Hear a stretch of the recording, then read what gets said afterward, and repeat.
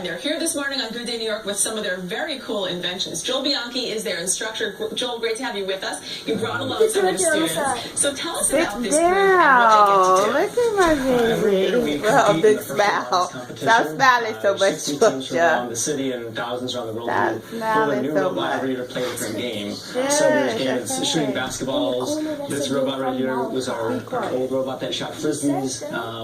And this is our last year's robot that could stack totes. Okay, that was the mission. You're assigned to kind of a goal or a mission. And show us. And this is the robot's name, by the way. This is a female. She, as Nabila corrected me. And Nabila, tell me about this robot. What's her name and what can she do? Her name is Dragonite. She can eat totes, with her teeth down there, and it sucks it in, and she can suck in more totes and stack them together and then place them. Okay, and who is at the controls of this right now? Julie? So last year, hello, my name is Julie. Last year, I operated the robot in terms of controlling the actual stacking motion, and my friend Madison is here to help me drive. Okay, so can we get started and see how it works? Yes. Okay, let's do it. And Joel, tell us about what's your mission for this year? So we don't know what the game is. Part of the big secret. January 9th is the kickoff, where teams all around the city and the world will find out what the new game is. So in off-season mode, we're just getting ready and trying to prepare to be able to do. This is unbelievable. How long did it take you guys to create this? We only have a couple weeks until Taco Day. All teams only have a couple weeks, so we only really had a couple weeks to this, and it was a labor of love. It was a lot of work, so. This, I would imagine, is going to have real practical implications in the real world. If you're in a warehouse, moving totes around, or working for a package delivery company, right? Is that Can you be quiet? That was more first kind of wants us to think outside the box. Like, what can you do with a robot? Not all robots were stacking totes. Ours just happens to be the one who stacks totes. Move out the way. Defensive robots, offensive robots. Very cool. Joel, let me ask you something. Obviously, these kids have learned so much about robots. What have you learned from them, getting to work with them? I think it's remarkable the kind of creativity kids come up with. And I feel like my job is I don't build robots, but I teach kids how to.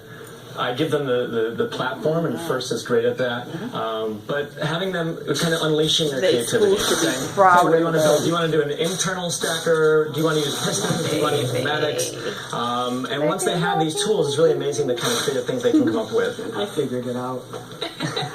Julian, what were you saying? During competition, a lot of things can happen where we forget to change the battery, for example, so we can end up having a dead robot just there for 2 minutes. And I think we forgot to plug in the compressor back in. So the way that the pistons work is that they need air to be stored inside the system. So if there's no air, then the pistons can't really grab the totes.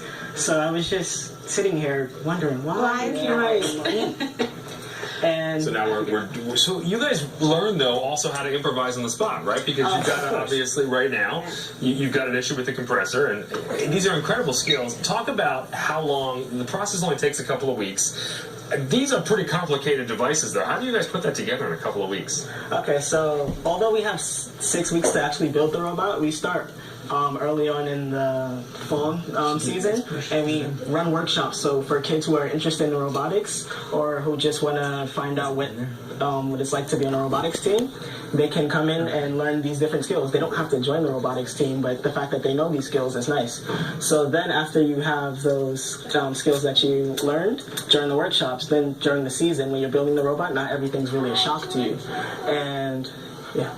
Nabila, what do you want to do in the future? Are you going to incorporate some of what you've learned in this team and move it on towards what you plan to do? Definitely. I mean, now me and Julian are in college, and we kind of learn to think outside the box a little bit. You kind of think a little bit differently from everybody else. On the team, I helped working on the robot, but I was also part of what we call the business committee on the team. So that's kind of like drafting sponsorship letters, kind of like asking people, hey, can you come see our robot, getting the word out about STEM, about females in STEM. So I think like a lot of that stuff, a lot of the learning how to write a business plan, we wrote a business plan. It's kind of a lot of it's applicable in like real world situations, like writing essays, stuff like that. Definitely. You guys can keep driving this around because we love, even if it's not stacking the totes, we love just watching it move. It's pretty awesome. Go. I'm stacking. Great job, though, guys. Good luck with the new season. Starts next month, and you know when you build that robot, bring it back, and we'll check it out again. All right, cool. Joel Bianchi and all of you. Thank you guys so much for being with us. It's pretty awesome. Congratulations, guys. That is awesome. All right. Well, coming up tomorrow, we have an didn't interview talk, with but I Nicole. still love Actually it. sat down with him. I did an interview for you tomorrow. Shut up.